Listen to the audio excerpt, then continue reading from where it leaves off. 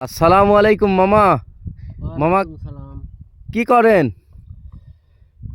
এই পটল তুলতেছি। এই যে দর্শক দেখতেই পাচ্ছেন যে এই মামা এই জমি থেকে শীতের পটল তুলবে। মামা, পটলের গাছ এত পাকা কারণ কি? ওষুধ প্রয়োগ করেননি? ওষুধ প্রয়োগ করে কাজ হচ্ছে না। মানে এই বছর কুয়াশা একটু কমের কারণে। হ্যাঁ, তো মার্শাল্লাহ, আপনারা দেখতে পাচ্ছেন মামার কি বুদ্ধি যে এই পটলের নিচে আবার রসুন লাগিয়েছে। মামা, আপনার তো অনেক বুদ্ধি যে পটলের নিচে আবার রসুনও লাগিয়েছেন। পটলের এখন বাজার দর কেমন? বাজার কম।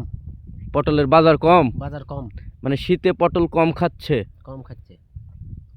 তো দর্শক বন্ধুরা, আপনারা জানতেই পারলেন যে এই বছর শীতের মধ্যে পটলের বাজার কম। আপনারা দেখতে পাচ্ছেন এই গাছগুলা লাল হয়ে গেছে। মামা মনে হয় ভালো মতো বিষ প্রয়োগ করেনি। আর মামা বলছে যে কুয়াশা একটু কমের কারণে এই পরিস্থিতি হয়েছে। সকলেই মামা জন্য দোয়া করবেন। আসসালামু আলাইকুম।